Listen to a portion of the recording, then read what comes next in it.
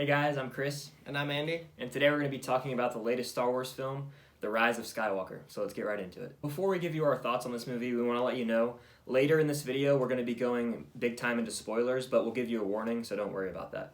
Yeah, for sure, because there's no other way to talk about it. I mean, we can try a little without, but to start off, this movie was not it. It was a massive disappointment. I'm very sad to sit here and say that, because Star Wars as a whole is one of my favorite franchises, and I really love the stories they tell.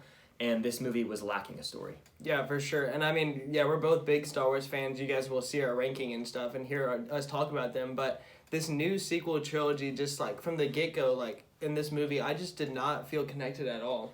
No, I kind of actually fell out of this movie about 2 minutes in, which is not what you want with a movie. Yeah, like starting off with Kylo Ren and then him going to visit somebody. It was a cool intro, but like it just like felt weird, you know? It just felt dumb.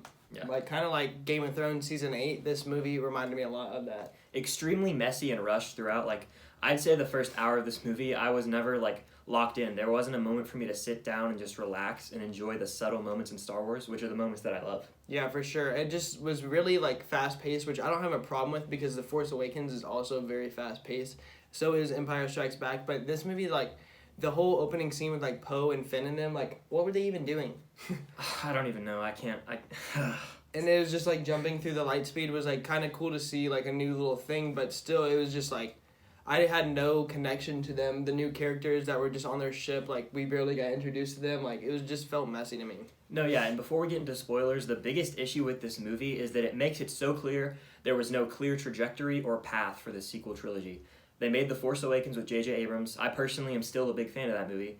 Then The Last Jedi was extremely divisive and kind of threw some things that Force Awakens set up out the window, and this movie was there to try and solve everything, and it was so rushed. It gave you answers to everything, and too quick, I'd say. Yeah, and Poe and Finn in this movie are cool characters, but their back and forth just was dumb to me. It was cringy dialogue. Like, Poe is cringy in this movie. There was cheesy and corny dialogue all throughout the film, but I take issue with a spoiler. I won't tell you what it is now. One of the cheesiest moments I've seen in a movie this year. It felt like something out of a cartoon or an X-Men movie. Yeah, this movie felt like X-Men The Last Stand. It was very similar to that movie. Just such a mess. But something I did think that was good in this movie was Kylo Ren's character arc. Throughout all three of these movies, I think is the best thing.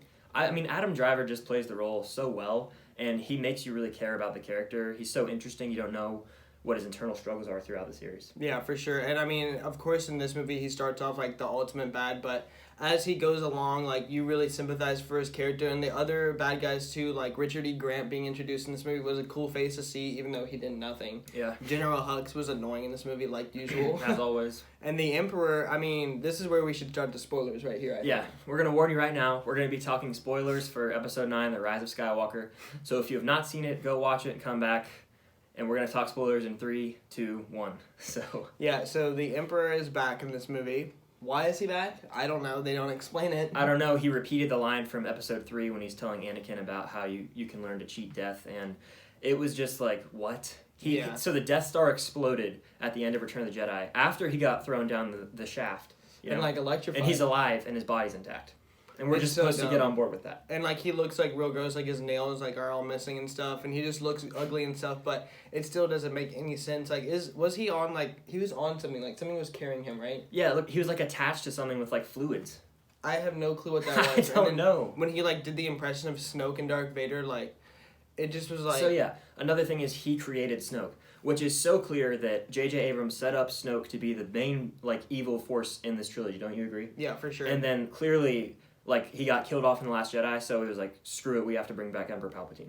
Yeah, and Emperor Palpatine's plot in this movie is so dumb, and it was pretty cool how they incorporated Rey being his granddaughter. I thought was, like, an interesting storyline, the last thing I expected, but like I said, it did not feel cohesive at all. It just felt like something they added on. No, yeah, and the reason I think it feels so weird is because it was rushed. They didn't give you time to think of it. Like, Kylo told her, right? And then there was, like, 2 seconds to think about it. And then like, in the last movie, he was like, "You're nothing. You came from nothing." Like, right. I guess he just didn't know. But it's really just the writing and the directing is not on the same page. I agree, and plainly, obviously. Yeah, I'll give credit to them for like revealing that twist because I didn't see it coming. I think that's the last thing anyone saw coming. Yeah, like her being Palpatine's granddaughter. It just didn't feel earned. Yeah, for sure. But Leia in this movie I thought was used pretty well, and her scenes with Rey are always good. Like, she's kind of Rey's like trainer now that Luke is gone, and all the stuff how they used Carrie Fisher was pretty good, I thought. I really like the scene where she reaches out to Kylo. Yeah, that's probably her best scene. Yeah, and then she dies. Yeah, she dies. Rey and Kylo are fighting on the ship on the Sith planet, and then he, is about to kill Rey, and then he gets the vision from Leia. She reaches out through the Force. She uses the last of her strength and dies, but basically starts the turn for him to come back to the light. For sure, and that whole scene on the ship, that was the Death Star, right? It was like remnants of the Death Star and Star Destroyers. It was just a mishmash of stuff. Okay. That scene on that whole battle between Kylo and Rey was good, I thought. Maybe the best part of the movie. I mean, I was locked in the whole time, and then Kylo died, and then he didn't die. And I know you said you didn't like that, but I did like it was kind of cool, how she got in there, she stabbed him.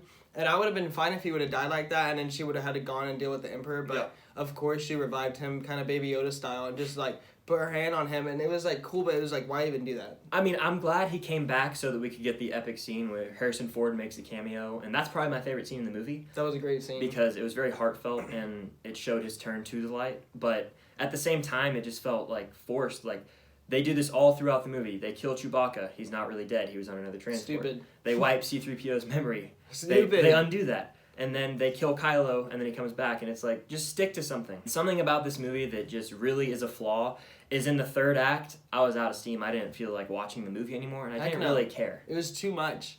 I don't give a single crap about this war that they have to go with. That's a massive issue. I should care, and I don't. I like the simple stuff, getting Han from Jabba's palace, or the stuff on Endor and Return of the Jedi, stuff like that. The simpler stuff was better. Even though there was a war in Return of the Jedi, it was all grounded in stuff that we had, with Darth Vader and the Emperor. This one's just so much CGI ships, all that crew coming back with Lando was just dumb. Yeah, it just felt out of place in the Star Wars universe, and the moment I was talking about before we got into spoilers is there's the big fight at the end where Rey confronts Palpatine, and he's like, if you strike me down, I have all the Sith in me, and you'll become the Empress or something like that. And that was just cheesy. And then, of course, she gets Leia's lightsaber. I forgot that happened. Yeah, that was cool. And then, Kylo shows up. Of course, we all know he was going to come save the day or whatever. And they fight the Emperor, and then he electrocutes them and shoots electricity into the sky, essentially taking out almost every Rebel ship, and this is something straight out of the MCU. I'm a big MCU fan, but the portal in the sky crap does not have a place in Star Wars. The Emperor was electrifying Rey and Kylo with his force, with his electricity and sucking the force out of them was just cheesy as heck to me. It just looked stupid. Yeah, it felt like something out of a Power Rangers movie. And then Rey heard all the voices from all the other Jedi, which was cool, I guess, cool idea, but it just wasn't earned at all. Normally I would have been really hype in that moment, but it was just dumb. And then she just kills the Emperor, and then Kylo Ren dies, which was dumb too. Yeah, that was goofy. The Emperor said, "You're the last Skywalker, and I'll kill you. Your grandfather killed me, or whatever." Flung him down what appeared to be a cliff or something, and then, of course, he crawled back up and wasn't really dead. And Rey ended up using all of her force power when she took both the lightsabers and struck him down. Yeah, and that was a cool visual, I guess, with her with two of them, but electrocuting him, kind of like Mace Windu. Yeah, true. But, honestly. And then Kylo Ren just disappears, which is very lame. Rey was dead, so he transferred his force power to her. They shared a brief kiss, which I would have been fine with them having a romance had they stayed alive. I didn't personally, like that kiss. I would have been fine with it. But then he dropped dead, and it was laughable. That kiss was cringy to me, just like Rose kissing Finn in The Last Jedi. Unnecessary as heck. Understandable. It doesn't need to be a kiss. I liked them being foes, in The Force Awakens when they're fighting in the forest, and he's they're actually going at each other. I liked that better when they were enemies rather than them kissing and stuff. It just was dumb. But then after that, what even happened? I forgot. After that, the Emperor's dead, and Kylo's dead, and, the Resistance, is that what they're called? Yeah, they just The Resistance won the day. It kind of montaged. You see some Ewoks, that's kind of cool. Yeah, that was cool that they showed, they showed all the other planets, but it's just, when they were all hugging and stuff, it was just, that's really what they're going to leave us with. It didn't feel satisfying, and I really wanted that sense of, satisfaction. And comparing it to the Return of the Jedi, final little party at the end with the Ewoks was, it meant so much more than two, because all those characters we knew, Lando and, Han and all of them celebrating, and seeing Luke seeing, Obi-Wan and Yoda and them in the Force was good stuff. But in this movie, it was just, all these characters just hugging and stuff. I don't know any of these people barely, I don't care about the dumb Resistance. And then, I know I sound like a hater, I guess, but, it was just emotionless.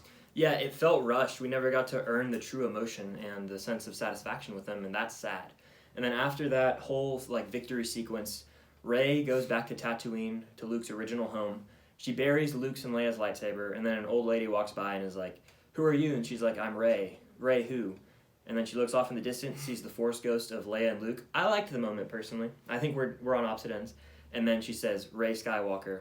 Looks off at the twin suns, the iconic tour plays, and that's the end of the sequel trilogy. Yeah, I mean, I liked the concept of that. Like, when you describe it all like that, it sounds really good. But I just hated when she was like, Rey Skywalker. It was cringy.